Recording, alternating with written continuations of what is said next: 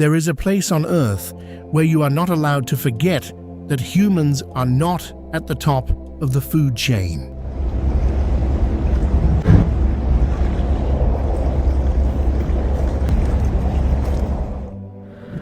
Step outside the last streets of Longyearbyen and the rules change. The colorful houses fall behind you. The road grows quiet. The mountains rise like black walls under snow. And somewhere beyond the edge of town, polar bears move through the white silence, powerful, hungry, and almost invisible until it is too late. Here, a rifle is not a symbol of violence. It is a reminder. A reminder that Svalbard is not a normal place to live. This Arctic archipelago sits far north of mainland Norway, deep between the Norwegian Sea and the North Pole, where winter can swallow the sun for months, and summer can refuse to let night return. There are no roads connecting the settlements. Beyond town, distance becomes real, cold becomes personal, silence becomes something you can feel pressing against your body. And yet, hidden inside one of these frozen mountains, behind concrete, steel, and permafrost, there is a vault built not for the people of Svalbard alone, but for the entire world.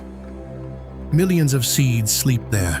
Wheat, rice, beans, crops from countries most people here will never see. Small pieces of humanity's future, locked beneath the Arctic ice.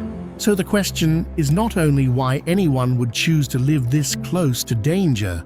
The real question is, how do people build a normal life in a place where nature still has the power to decide the rules? Stay until the end, because the story of Svalbard is not only about polar bears, frozen mountains, or a town standing at the edge of the Arctic map. It is about what happens when people try to build ordinary lives in a place that never becomes ordinary. It is about children walking under a sunless sky, scientists measuring a warming world, old mining roads disappearing into snow, and a vault hidden inside a mountain where millions of seeds are kept as if the future itself needed a place to hide. By the time this journey ends, you may see isolation differently, not as emptiness, but as a test of what humans truly need to survive, and what they are willing to protect. As your plane descends towards Svalbard, the first thing you notice is not a city, it is space. White mountains rise out of the Arctic Ocean like the bones of another planet. Glaciers spill down between dark ridges, fjords cut deep into the land. The sea looks heavy and cold, and the town of Longyearbyen appears almost suddenly, a small scatter of colored buildings holding on to the valley floor. This is not mainland Norway. Svalbard is an Arctic archipelago far above the Norwegian mainland, roughly halfway between Norway and the North Pole. On a map, it looks remote. From the air, it feels even farther. There are settlements here, but they are not connected by highways. There are only short roads around Longyearbyen and a few nearby areas. Beyond that, the land belongs to snowmobiles, boats, aircraft, and weather. Longyearbyen is the main town, home to only a few thousand people, yet it feels strangely international. You can hear different languages in the supermarket, at the university center, in hotels, in research stations, and in the small cafes where people take off their heavy boots before stepping inside. But no matter where people come from, Svalbard teaches the same lesson. You are living on the edge. The seasons do not behave like they do in the rest of Europe. In winter, darkness can stretch across weeks until time feels almost suspended. In summer, the sun circles the sky without setting, turning midnight into a pale, dreamlike afternoon. Here, geography is not background, it is the force that decides how people travel, how they work, how they build, how they raise children, and how far they dare to walk beyond the last streetlight. But the strangest thing about Svalbard is not the cold, it is not the polar night, it is not even the polar bears. The strangest thing is that one of the harshest places where people have chosen to live has also become one of the safest places on Earth to protect humanity's future. Think about that for a moment. Across the world, the most valuable things are usually kept in great cities, behind security gates, surrounded by millions of people. But the world's greatest backup of food crops was built here, inside a frozen mountain, thousands of kilometers from the world's busiest capitals. That choice was no accident.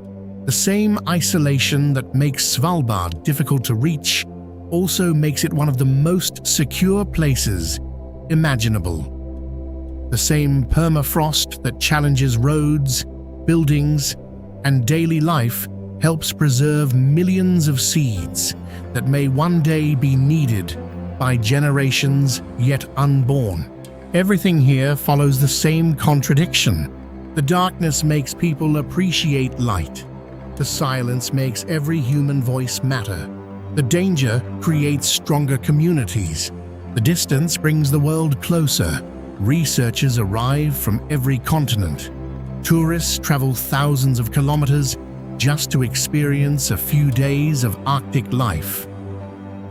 Scientists study glaciers that reveal the future of Earth's climate, while local families simply try to build another ordinary week in an extraordinary place.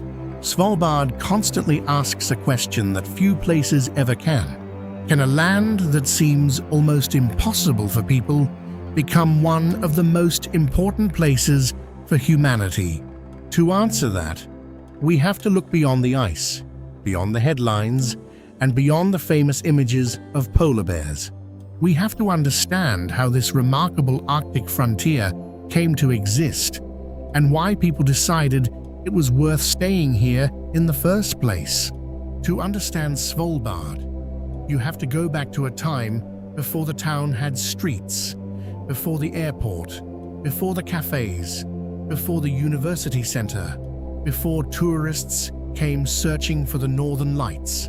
For a long time, this was not a place people came to build a normal life. It was a place they came to take something. In the 1600s, ships pushed into these Arctic waters for whales. Men crossed the cold sea, not because Svalbard was beautiful, but because it was valuable. The ocean was dangerous, the seasons were brutal, and the distance from Europe was enormous. Yet the promise of whale oil pulled people north, again and again, turning these silent coasts into temporary stations of work, risk, and survival.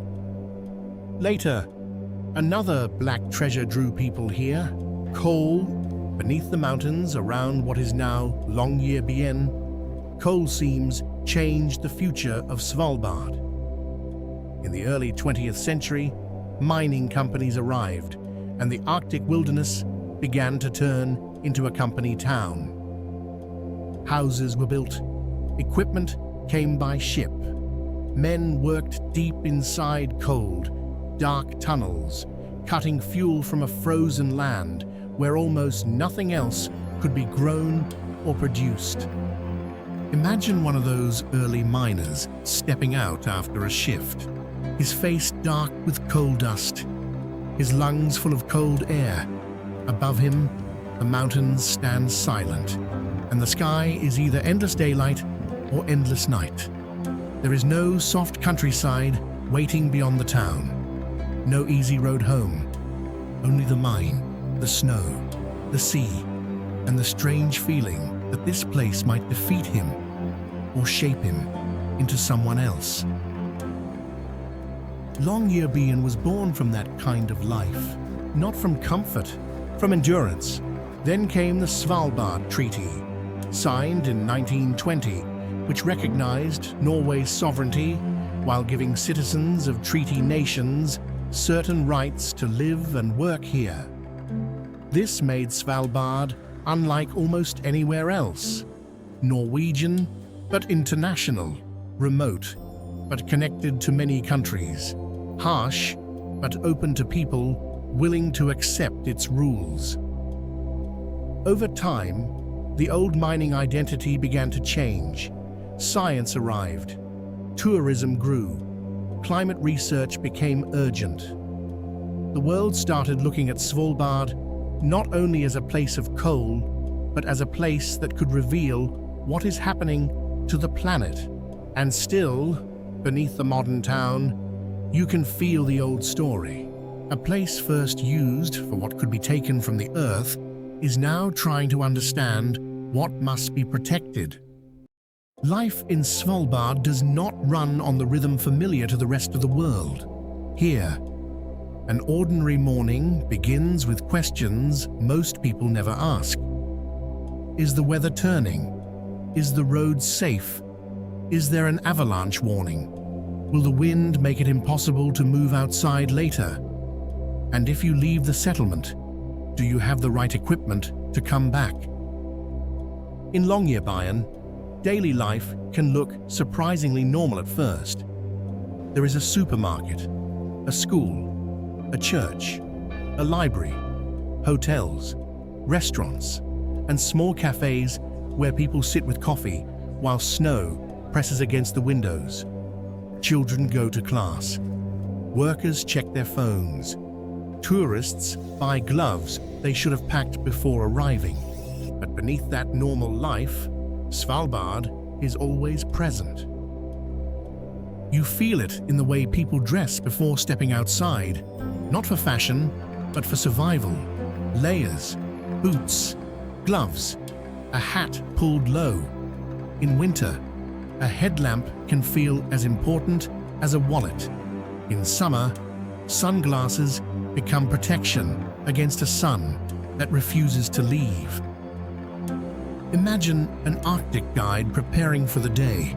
He does not simply check the time. He checks the wind, the visibility, the temperature, the snow conditions, the route, the emergency gear, and the possibility of meeting a polar bear. His work is not just to show visitors a beautiful landscape. His work is to read the land before the land changes its mind. A trip that looks simple on a screen can become dangerous here within minutes. Whiteout can erase the mountains. Ice can shift under a snowmobile. Fog can swallow a fjord. A calm morning can become a hard lesson by afternoon. And still, people adapt. They learn to move with patience. They learn to respect small warnings. They learn that being late is better than taking a risk. In many places, daily life is built around speed. In Svalbard, daily life is built around judgment. The town itself becomes a kind of shelter.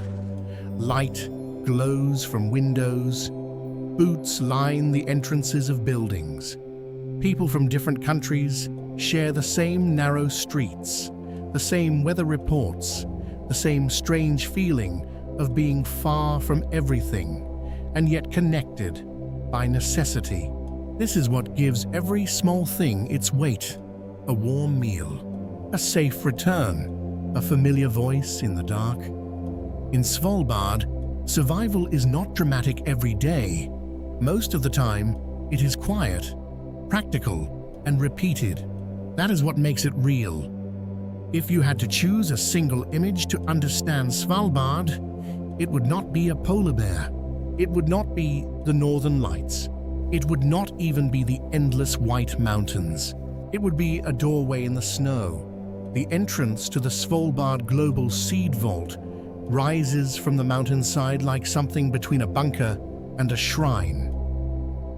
Around it, there is almost nothing. No crowded city, no farmland, no warm valley full of crops, only rock, ice, wind, and silence. And that is exactly why it is here. The Seed Vault holds the logic of Svalbard better than any postcard could. This place is distant, cold, difficult to reach, and protected by the very emptiness that makes life so demanding. What feels hostile to daily life becomes useful for preservation. What pushes people to their limits also makes the mountain a safe place for the world's memory of food. Inside are seeds from many parts of the planet. Crops that began in heat, rain, desert, river valleys, and tropical soil. They come from places where farmers have worked the land for centuries, and now copies of that living inheritance rest in a place where nothing grows easily. That contrast is the heart of Svalbard, a frozen island protecting harvests, a place with almost no agriculture guarding the future of agriculture, a land where humans must move carefully, becoming a shelter for something far larger than itself. When you look at that doorway, you understand that Svalbard is not only a remote Arctic settlement, it is a warning and a promise. A warning that the world is more fragile than we like to believe, and a promise that even in one of the coldest corners of the earth, people are still trying to protect life. But no one can live on beauty alone. Svalbard still needs jobs, money, food, schools, housing, electricity, emergency services, and a future for the people who choose to stay. So the real question is, what does this place live on now, after the age of coal began to fade? For much of modern Svalbard's story, coal was the answer. Mines gave Longyearbyen its purpose. They shaped the streets, the working culture, the rhythm of the town, and the reason people came this far north in the first place. But today, Svalbard is changing. The old mining identity has not completely disappeared, but it no longer carries the whole future. In its place, a new Arctic economy has grown, one built around science, tourism, education, logistics, environmental management, and the strange global fascination with life at the edge of the world. A young researcher arriving here does not come to dig coal from the mountain. She comes to read the mountain. She studies glaciers, snow, permafrost, sea ice, weather, and the signs of a planet warming faster than many people want to admit. Around her, guides lead visitors into valleys and fjords. Hotel workers welcome travelers who have flown thousands of kilometers to stand under the northern lights.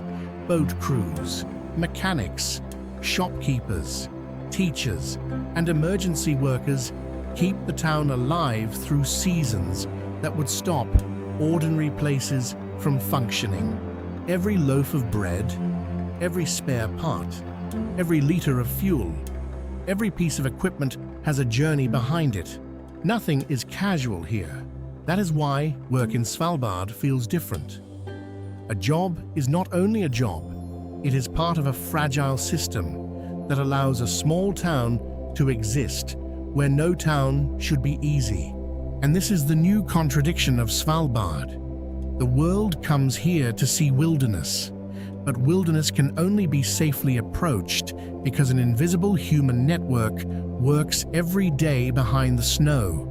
Culture in Svalbard does not sit in a museum. It lives in the small rules people follow without making them dramatic. You see it when someone steps into a building and takes off their boots, leaving snow and coal dust at the door.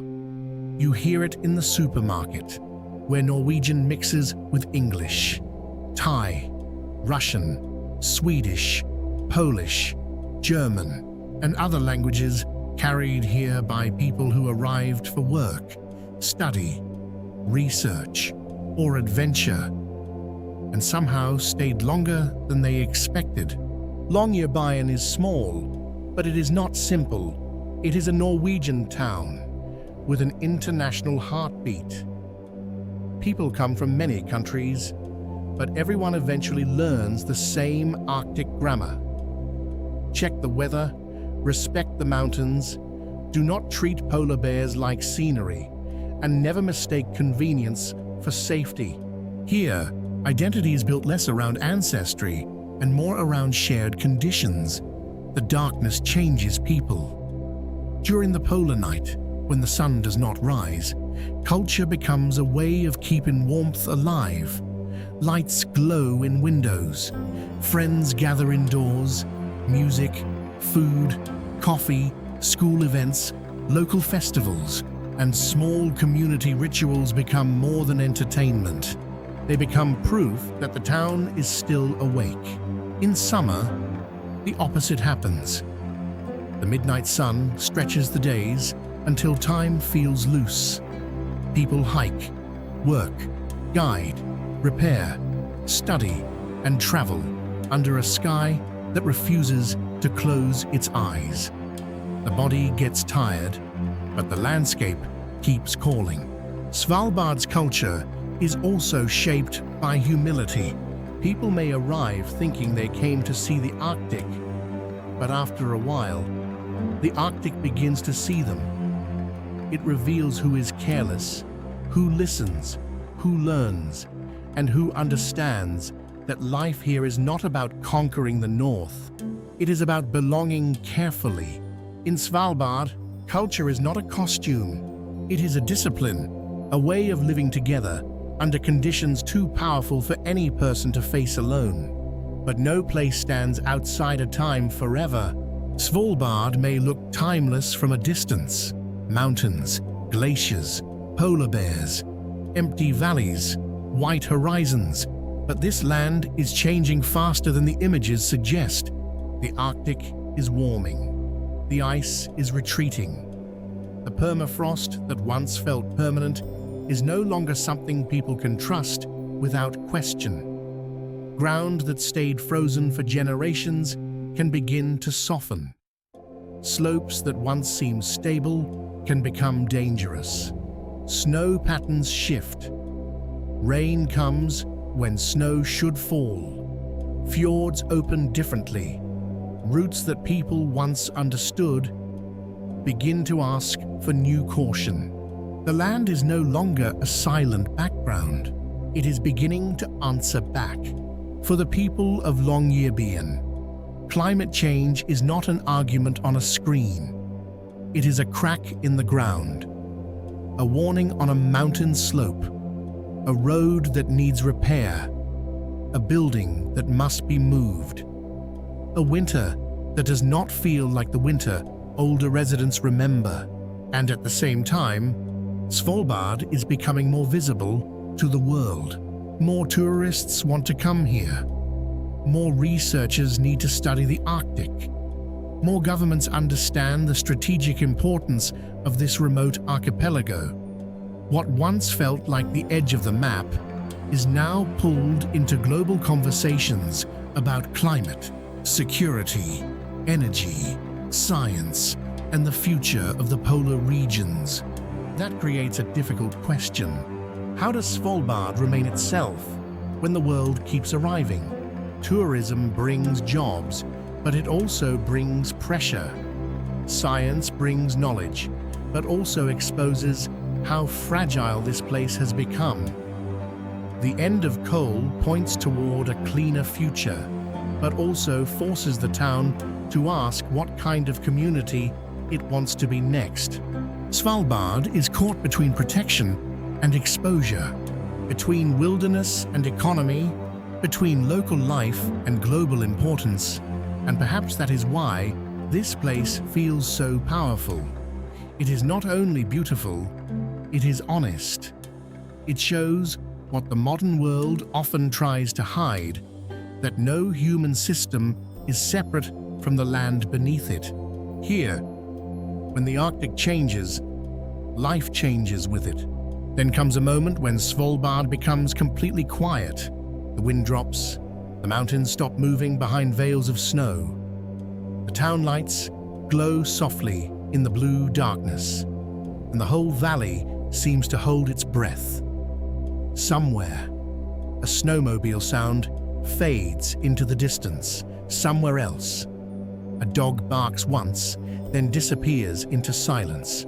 You stand beneath a sky that does not belong to ordinary time. In winter, there may be no sun at all, only a deep Arctic blue, a faint shimmer of stars, and sometimes the northern lights unfolding like green fire above the mountains. In summer, there may be no darkness, only a pale sun circling the horizon as if the day has forgotten how to end.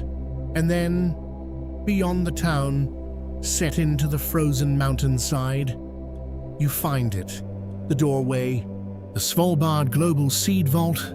It does not look emotional at first. It looks cold, controlled, almost silent, concrete, steel, ice, a structure built to resist time. But the more you understand what rests behind that entrance, the heavier the image becomes. Inside, millions of seeds are sleeping. They are not treasures in the usual sense. They do not shine. They do not make noise. They wait. And that waiting is the point. In a world full of speed, conflict, hunger, drought, floods, and uncertainty, Svalbard keeps something small and almost invisible safe beneath the Arctic rock. A grain of wheat, a bean, a seed that could become food. In that moment, you understand why this place does not need to look like anywhere else. Svalbard is not only surviving at the edge of the world, it is guarding the beginning of life. At the start, the question was, how do people build a normal life in a place where nature still has the power to decide the rules? Now the answer is no longer simple. The people here do not live in Svalbard because it is easy. They do not stay because the Arctic is gentle, or because the darkness is romantic, or because danger disappears once you understand it. They stay because life here becomes clearer. In many parts of the world, people can forget the systems that keep them alive.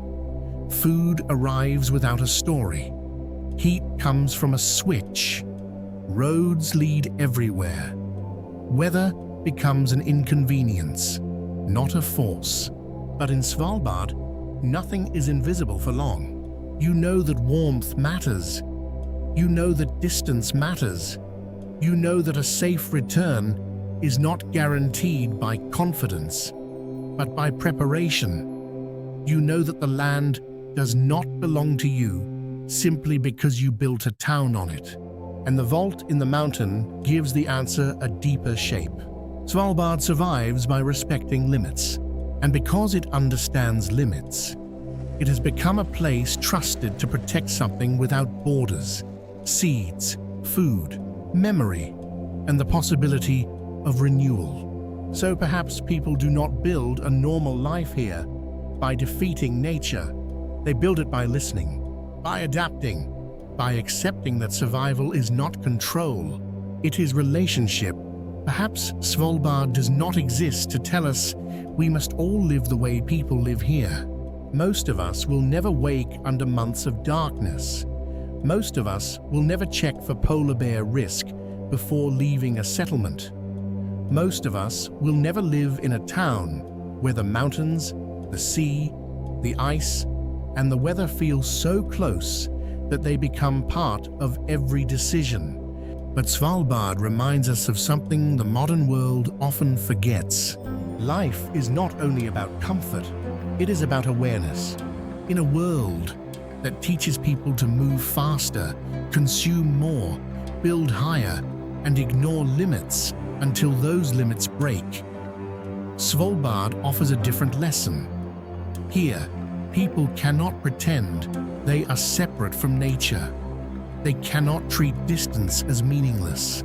They cannot treat warmth, food, safety, or community as automatic. Everything has weight: a light in a window, a shipment arriving on time, a warning from the mountain, a seed stored in the dark. That is why Svalbard feels larger than its population, larger than its small town, larger than its place on the map. It turns survival into a form of humility. It asks people to slow down, pay attention, and understand that the future is not protected by power alone.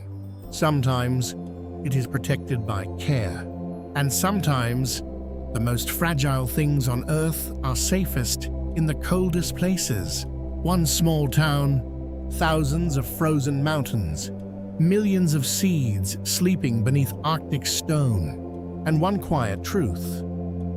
Svalbard is not unforgettable because it is easy to live in. It is unforgettable because it makes life visible again. Here, the world feels stripped down to its essentials: heat, food, shelter, trust, light, preparation, a safe path home. The colorful houses of Longyearbyen may look fragile against the snow, but they carry something powerful, proof that people can live with limits without losing wonder. Beyond them, the glaciers keep moving, the polar bears keep walking, the sea keeps freezing and breaking apart, the mountain keeps its vault closed in the dark. And somewhere inside that silence, Svalbard leaves you with a final image: a human light glowing at the edge of the Arctic, small, warm, temporary, but still burning. Could you live here?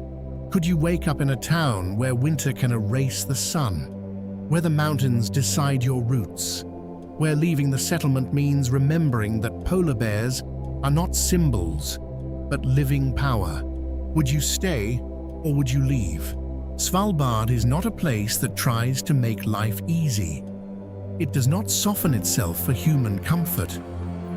It asks for patience, discipline, humility, and respect. But for those who listen, it offers something rare: a life where every ordinary thing feels meaningful again. A warm room, a safe return, a human voice in the dark, a seed waiting beneath the mountain. Leave a comment. I really want to know what you would do if Svalbard became your home. And in our next journey, we travel even deeper into the silence of the Arctic, to Itakotormit, Greenland, one of the most isolated settlements on Earth. Because the most extraordinary places are not always the easiest to live in.